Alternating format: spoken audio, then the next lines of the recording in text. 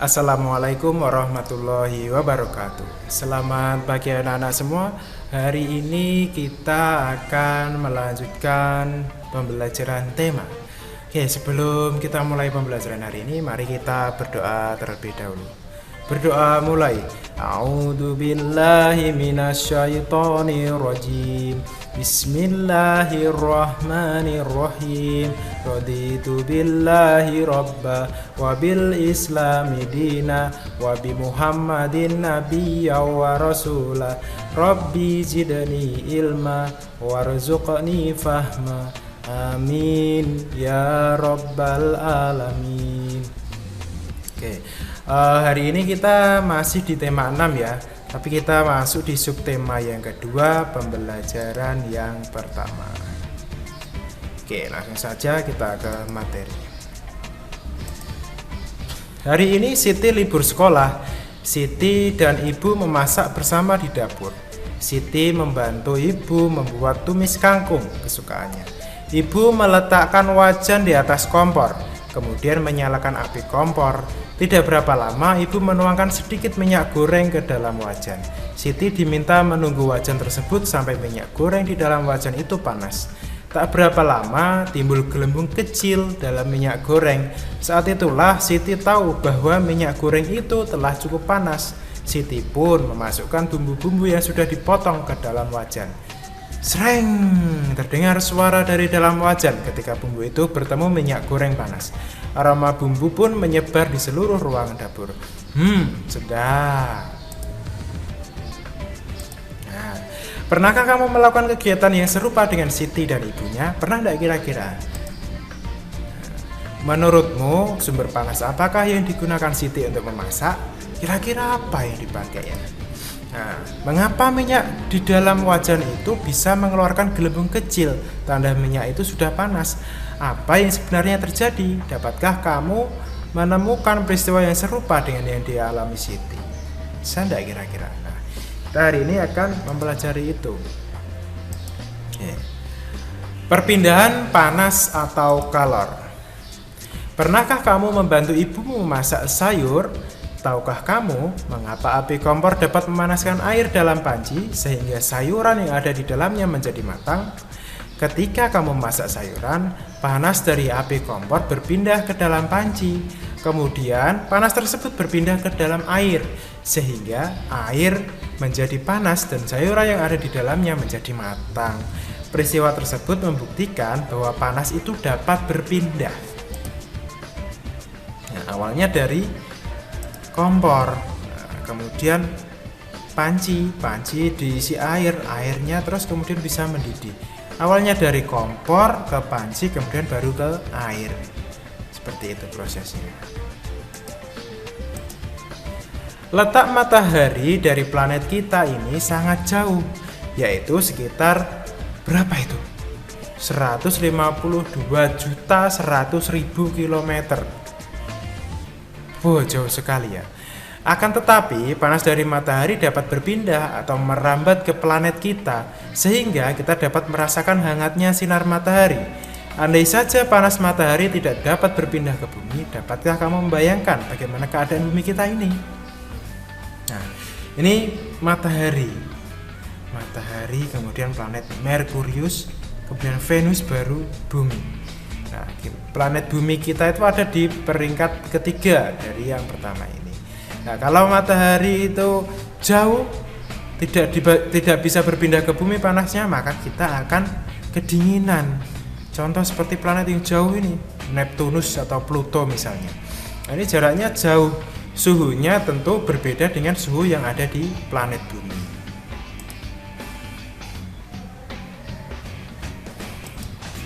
Panas berpindah dari benda yang bersuhu tinggi ke benda yang bersuhu rendah. Bagaimana panas dapat berpindah? Nah, ini penjelasannya. Panas dapat berpindah melalui 3 cara, yaitu konduksi, konveksi, dan juga radiasi. Konduksi adalah cara perpindahan panas melalui zat perantara seperti benda padat. Contoh konduksi adalah panci logam yang panas karena diletakkan di atas kompor yang berapi. Konveksi adalah perpindahan panas yang disertai dengan perpindahan bagian zat perantaranya. Misalnya, air di dalam panci yang dipanaskan hingga mendidih, sedangkan radiasi adalah cara perpindahan panas dengan pancaran yang tidak membutuhkan zat perantara. Peristiwa radiasi yang terjadi sehari-hari adalah sinar matahari yang sampai ke bumi dan menghangatkan udara serta makhluk hidup di bumi. Ini sumbernya ada di buku IPA kalian. Oke, ini contohnya ya. Kalau ini konduksi melalui benda padat. Kalau yang ini radiasi. Sedangkan yang ini apa ini tadi? Konveksi. Nah, perpindahan kalornya. Nah, ini ada 3. Ketika kalian merebus air sedangkan kamu berada di dekat kompor. Dari api sini menjadi konduksi apabila ini panci ini kena panas, pancinya jadi panas, kamu memegang pancinya. Lah itu namanya konduksi. Sedangkan konveksi itu di dalam airnya. Airnya ini akan naik, dia berpindah. Yang panas berpindah ke atas, terus turun, naik turun sehingga nanti akhirnya bisa menimbulkan gelembung-gelembung. Nah itu. Kemudian yang radiasi dari panas api ini tanpa perantara apa-apa atau dari udara ini, tanganmu yang bagian sini akan merasakan hangat. Nah, seperti itu. Lanjutnya. Nah, yang konduksi. Nah, ini tak jelaskan lagi ya. Konduksi adalah cara perpindahan panas melalui zat perantara seperti benda padat. Contoh konduksi adalah panci logam yang panas karena diletakkan di atas kompor yang berapi. Nah, ini penjelasan detailnya. Berikutnya,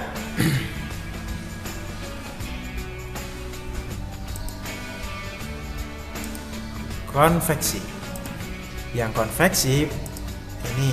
Nah, konveksi adalah perpindahan panas yang disertai dengan perpindahan bagian zat perantaranya. Misalkan air di dalam panci yang dipanaskan hingga mendidih. Ini tentunya tidak terjadi pada air saja, tapi minyak ketika mau menggoreng itu juga sama seperti itu, sama seperti air. Kemudian yang berikutnya, radiasi. Nah, ini radiasi.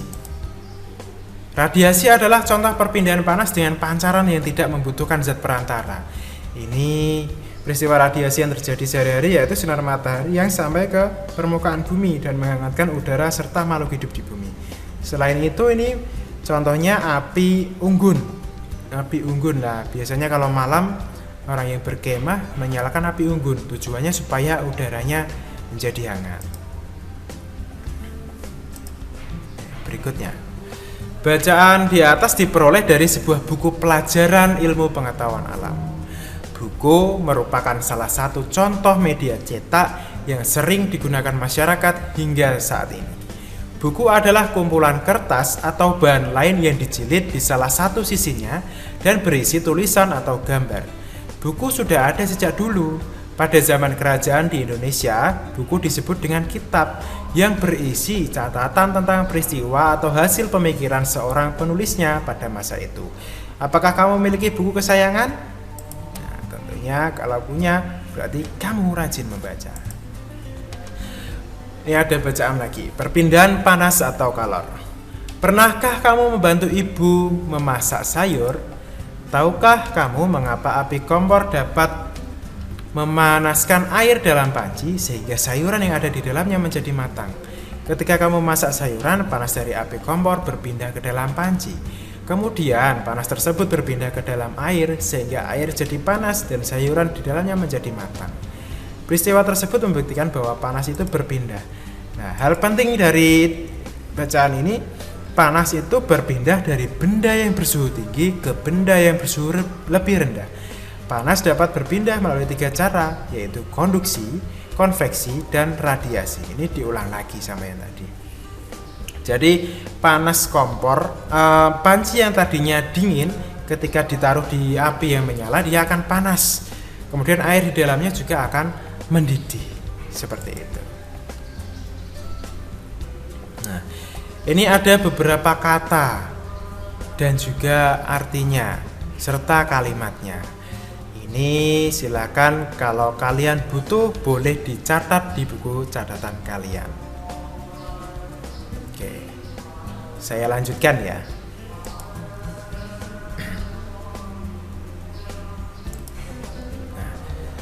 Dari bacaan itu tadi kalian bisa menuliskan perpindahan panas atau kalor. Nah, ini peristiwanya apa? Terjadi dengan 3 cara ya, dan contohnya. Nah, tugas ini ada di buku kalian halaman 72. Ini anak-anak silakan nanti kamu kerjakan soal di halaman 72 di bukumu. Kalau sudah selesai silakan di foto atau ketika kalian masuk sekolah silakan ditunjukkan ke guru kelas kalian. Ternyata panas dapat berpindah dengan beberapa cara ya.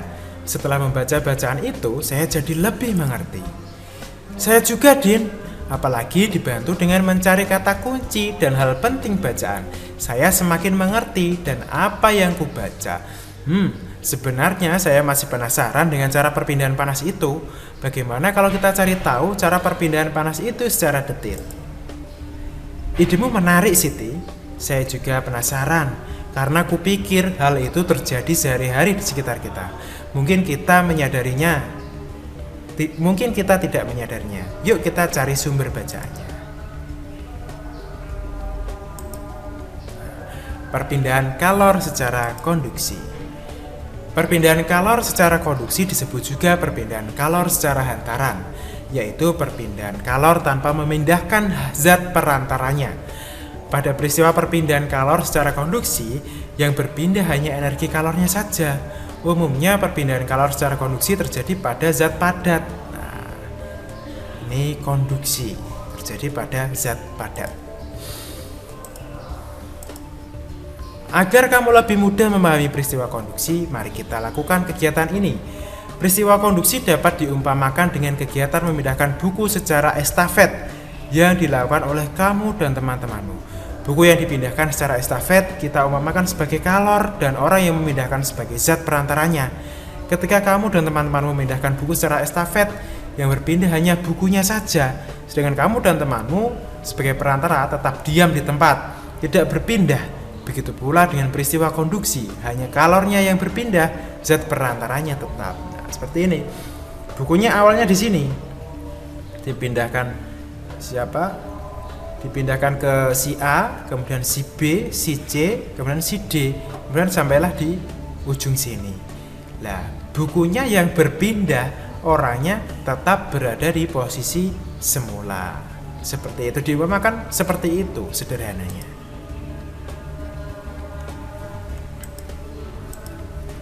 Oke, saat kamu membuat teh dan memegang salah satu ujung sendok yang dimasukkan dalam air, apa yang terjadi? Lama-kelamaan ujung sendok yang kamu pegang juga akan terasa panas.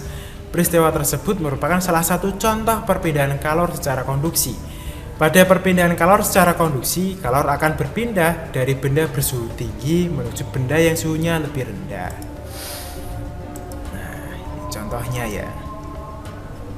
Kamu menuangkan air panas, sendok kamu letakkan di dalam gelas yang ada airnya. Kemudian dibiarkan lama-kelamaan ujung sendok ini juga akan terasa panas.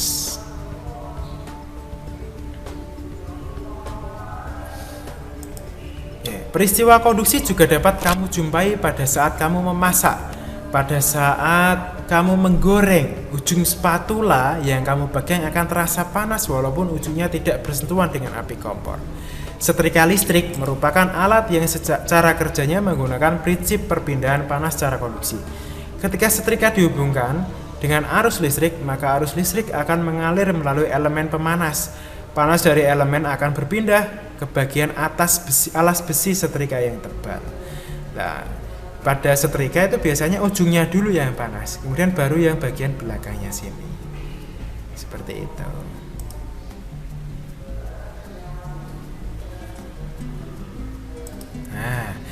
Buatlah daftar hal-hal penting yang kamu temui pada setiap paragraf di dalam bacaan. Nih, saya beri contoh paragraf 1 dan 2. Hal penting dari bacaan di paragraf 1. Perpindahan kalor secara konduksi disebut juga perpindahan kalor secara hantaran. Yang kedua, pada peristiwa perpindahan kalor secara konduksi yang berpindah hanya energi kalornya saja. Kemudian yang ketiga, umumnya perpindahan kalor secara konduksi terjadi pada zat padat. Nah, di paragraf 2 saya juga menemukan 3. Nah, ini silakan dibaca sendiri ya. Kalau videonya terlalu cepat, kalian bisa pause dulu. Nah, ini nanti juga boleh kalian catat di buku tulis kalian. Untuk paragraf ketiga, 4, dan kelima, silahkan kalian cari sendiri. Nah, ini ada di bukumu halaman 75. Silahkan dikerjakan di buku tulis kalian ya. Kalau sudah, nanti silahkan ditunjukkan ke guru kelas kalian masing-masing. Contoh perpindahan panas secara konduksi yang kamu ketemui dalam kehidupan sehari-hari. Nih, yang pertama, memegang wajan panas dan tangan melepuh. Oh iya, jelas itu. Yang kedua, tangan panas saat kita mengaduk adonan gula, air panas, dan kopi dengan menggunakan sendok logam. Yang ketiga, tangan panas saat kita memegang kawat logam kembang api yang sedang menyala. Yang keempat, knalpot akan panas ketika mesin motor dihidupkan. Yang kelima, mentega akan meleleh ketika diletakkan di wajan yang tengah dipanaskan. Yang keenam, tutup panci terasa panas saat panci digunakan untuk memasak. Menyelidiki perpindahan panas secara konduksi. Nah, kalian bisa melakukan percobaan ini ya. Ini untuk membuktikan ini sebenarnya benar terjadi enggak? Perpindahan panas secara konduksi itu bisa terjadi enggak? Nah, ini alat yang dibutuhkan, cara kerjanya. Nah, apabila kamu kesulitan, kamu bisa meminta bantuan orang tua kalian. Oke. Nah, selanjutnya. Apa yang kamu rasakan setelah memegang sendok yang dimasukkan ke dalam air hangat? Lama-kelamaan, ujung sendok akan terasa hangat. Mengapa ujung sendok yang kamu pegang terasa panas? Panas berpindah dari benda yang suhunya tinggi ke benda yang suhunya rendah. Termasuk peristiwa apakah perpindahan panas pada percobaan ini? Mengapa disebut demikian? Nah, ini disebut konduksi karena panas berpindah tanpa diikuti dengan perpindahan zat perantaranya. Oke, anak-anak, tidak terasa pembelajaran pertama hari ini sudah selesai. Nah, untuk tugasnya silahkan dikerjakan ya. Semoga bermanfaat. Ustadz akhiri. Assalamualaikum warahmatullahi wabarakatuh.